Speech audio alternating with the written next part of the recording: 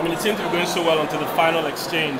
What was it like when you realized that you're so close to silver yet so far, and for you so close to triple silver? Well, when I passed the stick off, I didn't see the Jamaicans. So I was like, all right, we're in the lead.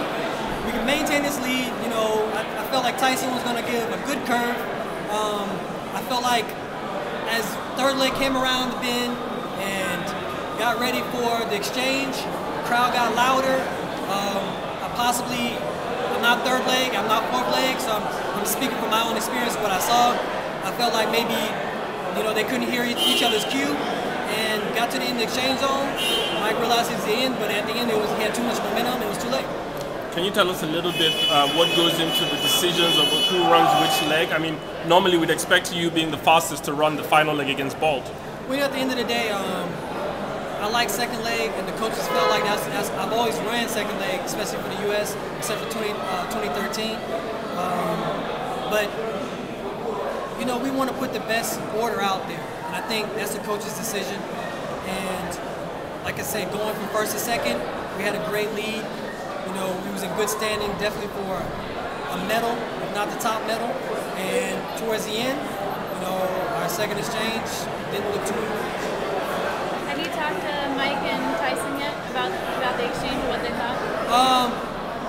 Not in depth.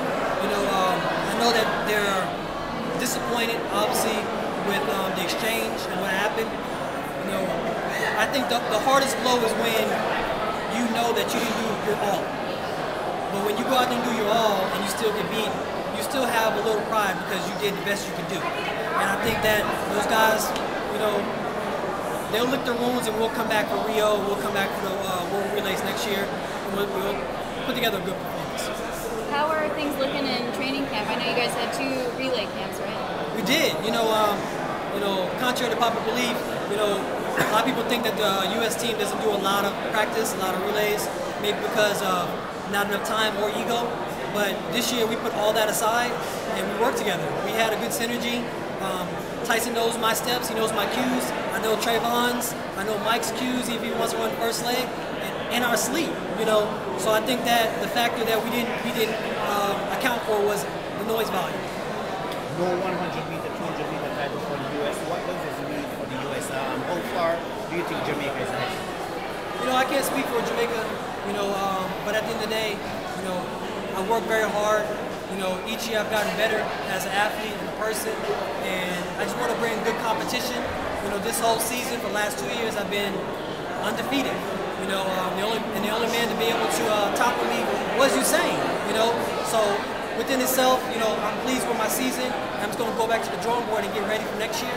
You know, last year I ran consistent 9.8s. This year I ran consistent 9.7s because I wanted to be a better runner. I looked at my flaws in my races, and hopefully next year I'll even have a better season.